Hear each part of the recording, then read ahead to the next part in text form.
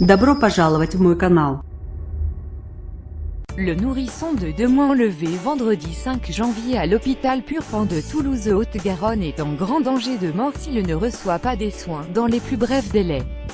Prénommé Tizio, le petit garçon est alimenté par des sondes gastriques et par voie intraveineuse. Il a été enlevé vendredi entre 18h30 et 19h30 par son père, un homme de 33 ans. Le parquet de Toulouse a déclenché samedi une alerte enlèvement.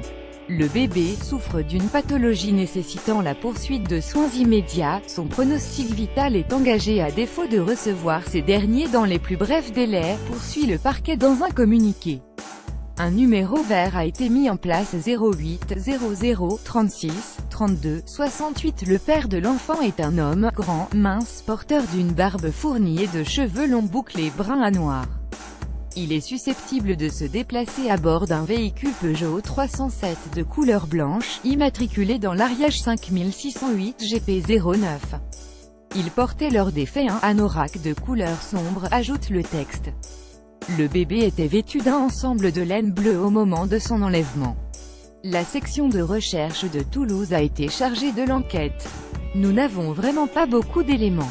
Nous sommes dans le bleu, a commenté une source proche du dossier à l'agence France Presse, reconnaissant que même lors de la disparition du nourrisson restait incertaine. Le couple, certes séparé, n'avait a priori aucun problème. Ils s'entendaient bien, et le père, sans emploi, passait tous les jours voir son petit garçon à l'hôpital. Sa santé est en jeu, nous ne sommes pas dans le cas d'une volonté de soustraction d'un enfant par un parent, a estimé cette source proche du dossier, ce qui rend cet enlèvement d'autant plus incompréhensible. Tizio a été vu avec son père vers 18h, mais il n'était plus dans son berceau à 18h30, à l'heure où les biberons sont donnés dans le service hospitalier.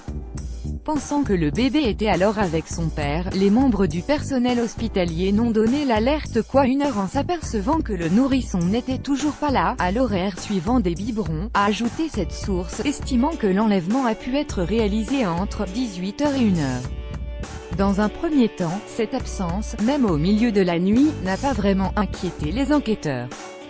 Dans la nuit, les premières investigations entreprises ont visé tous les endroits où le père pouvait se trouver.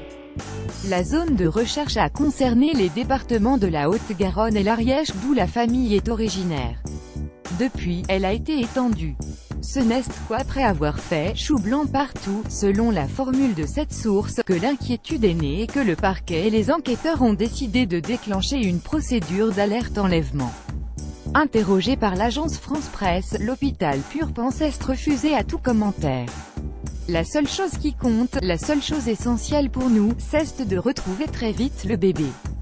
Sa santé est en jeu, a affirmé un membre de la direction sous le couvert de l'anonymat, soulignant le travail formidable des enquêteurs pendant la nuit. Le plan alerte enlèvement, mis en place en France en février 2006, a déjà été déclenché 21 fois avant l'enlèvement de Tizio. Les enfants ont toujours été retrouvés sains et saufs, même si dans 2 cas, il a fallu plusieurs semaines pour y parvenir.